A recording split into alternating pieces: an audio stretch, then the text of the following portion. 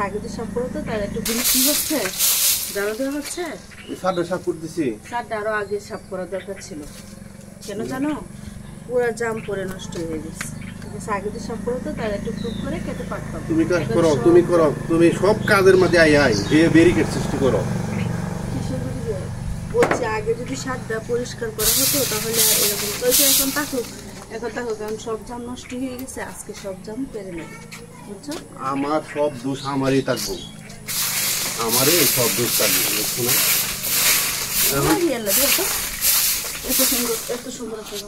এই জাম এ পড়তেছে তুমি কি টুকাইনে জাম খাইবা না কাঁচা জাম খাইবা এটা বলো না আমি টুকাইনে জাম খাবো না আমি গাছ থেকে খাবো এটা পাখি খাইছি পাখি খাইছে তো সমস্যা কি আমি এখন সাফ করে দিয়েছি এখন জাল ধরবো নিচ থেকে পারবো তাহলে আমি তো ওইটা বলতে চাই তো রাগ দেখাই তো বুঝো না কিচ্ছু খালি আগে রাগ দেখানোর জন্য পাগল হয়ে যাবো আগে দুই ঝাড়ু দিতে তাহলে কাজটা ইজি হয়ে যায় আচ্ছা আগে যে ঝাড়ু দিলে তুমি এই যে জামটা পড়ছে এটা খাইতে পারবা যে অর্ধেকটা খাইয়া পাখি খালাইছে আমি তোমার বলতেছি তুমি বুঝো এটি এখন যে পরিষ্কার হয়ে যেতেছি না এখন খালি জালটা ধরবো আর সব জাম জালের উপরে পড়বো তোমার বুঝানি শক্তি নেই না আমার বুদ্ধি কম তোমার বুদ্ধি বেশি তাহলে মেয়ে আর তুমি বলছো কেন আমার বুদ্ধি বেশি না জ্ঞান জ্ঞান ও তোমার জ্ঞান আমি জ্ঞানী ব্যক্তি এত জ্ঞান রাখে কোথায় না কথা হয়েছে কি জানো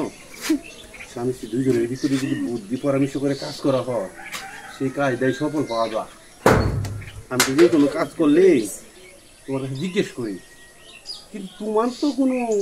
বুদ্ধি পরামর্শ দেওয়ার দরকার নাই খালি সব কাজের মধ্যে বাধা দিতে যাও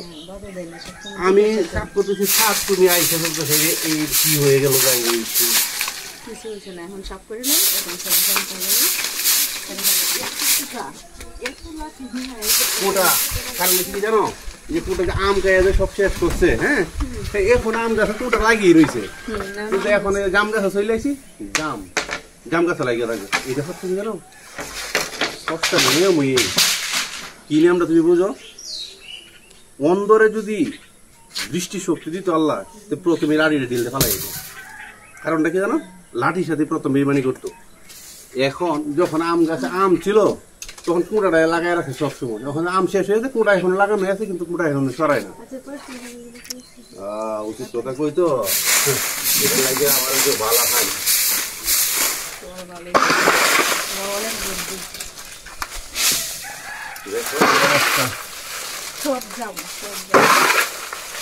সব জাম হইলে তো হয়েছে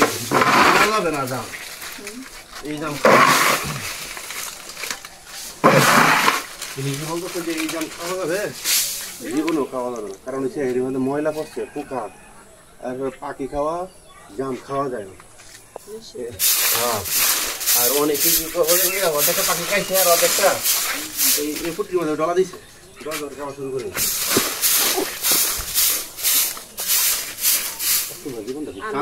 ভাগ্যবতী মানে আমার স্বামী কাছে জীবনটা শান্তির জীবন কোনো কাজ নাই ঝামেলা নাই টেনশন নাই যা করো লাগে সব যা করো লাগছে আমি তো আসছি দেখতে জামাই পাইছিল একটা বাইরে খাড়াই কে বলছে তুমি তাহলে আমি আসলে তাকে তারা